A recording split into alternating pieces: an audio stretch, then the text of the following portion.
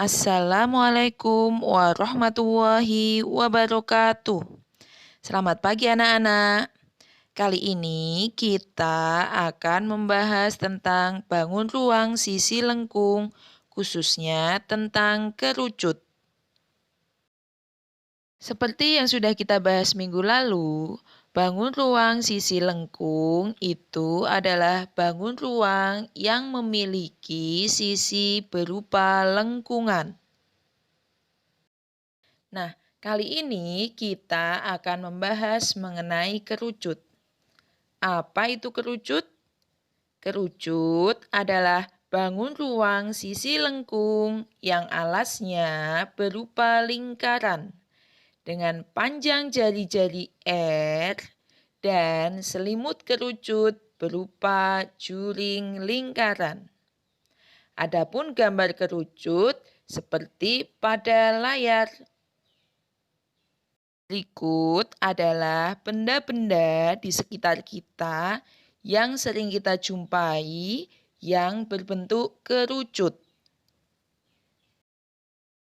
Nah, anak-anak, sekarang kita pelajari unsur-unsur kerucut. Perhatikan gambar berikut. Garis UO disebut tinggi kerucut. Garis UR disebut garis pelukis atau ditulis dengan simbol S. Garis OR adalah jari-jari alas kerucut. Titik O adalah pusat lingkaran. Dan lingkaran yang berwarna kuning itu adalah alas kerucut. Sekarang coba perhatikan jari-jari, tinggi, dan garis pelukis. 3 garis itu membentuk segitiga siku-siku. Maka ada kaitannya dengan rumus teorema Pythagoras yang sudah kita pelajari di kelas 8. Apa itu rumusnya? Coba kita ingat lagi. Sisi miring kuadrat sama dengan alas kuadrat tambah tinggi kuadrat. Tinggi kuadrat sama dengan sisi miring kuadrat dikurangi alas kuadrat. Alas kuadrat sama dengan sisi miring kuadrat kurangi tinggi kuadrat. Sehingga rumus Pythagoras tadi kalau diterapkan pada gambar di layar akan menjadi R kuadrat sama dengan S kuadrat kurangi T kuadrat. S kuadrat sama dengan R kuadrat ditambah T kuadrat. T kuadrat sama dengan S kuadrat dikurangi R kuadrat. Nah, apabila kalian tidak mau menghitung menggunakan rumus Pythagoras, kalian bisa hafalkan bilangan-bilangan triple berikut. Ini akan sangat membantu dalam perhitungan pada soal kerucut. Berikut adalah gambar kerucut apabila dibelah, maka dia menjadi jaring-jaring kerucut. Selanjutnya, berikut adalah cara menentukan luas selimut kerucut. Luas juring AOB per luas lingkaran sama dengan panjang busur AB per keliling lingkaran. Luas juring AOB per luas lingkaran itu adalah PR kuadrat, di mana jari-jarinya selimut di situ sama dengan S. Maka diganti PS kuadrat. Sama dengan panjang busur AB itu 2PR per keliling lingkaran 2PS. Keliling lingkaran tadinya adalah 2πr. Karena jaring-jaringnya itu S, maka R-nya diganti S. Sehingga diperoleh luas juring AOB sama dengan PRS.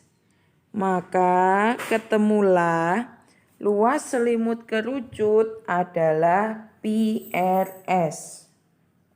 Kemudian luas alas kerucut berbentuk lingkaran. Maka rumusnya PR kuadrat. Dari dua rumus itu diperolehlah rumus luas permukaan kerucut, yaitu PR kali R tambah S.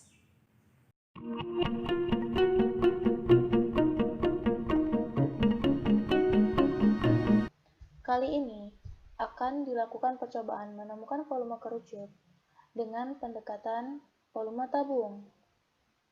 Di sini bahan yang disiapkan yaitu kerucut, tabung,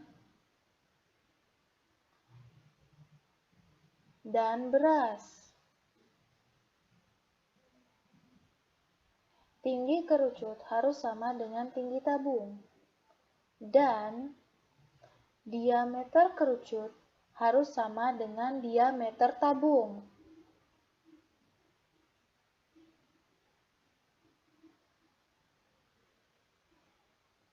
Isi beras dari kerucut ke dalam tabung hingga terisi penuh.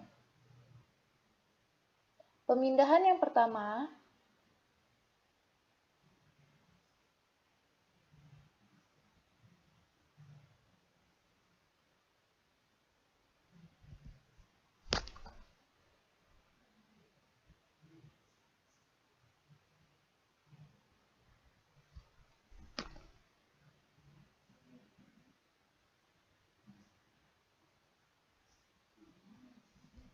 pemindahan yang kedua,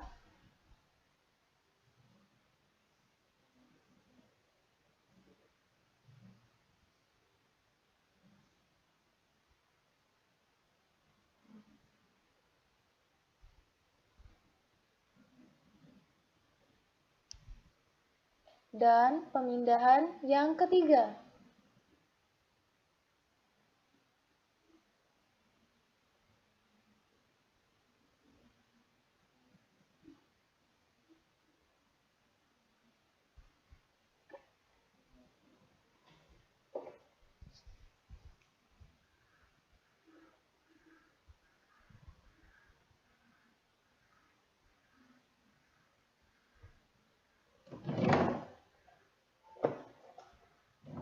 Setelah dilakukan 3 kali pemindahan, tabung pun terisi penuh dengan beras.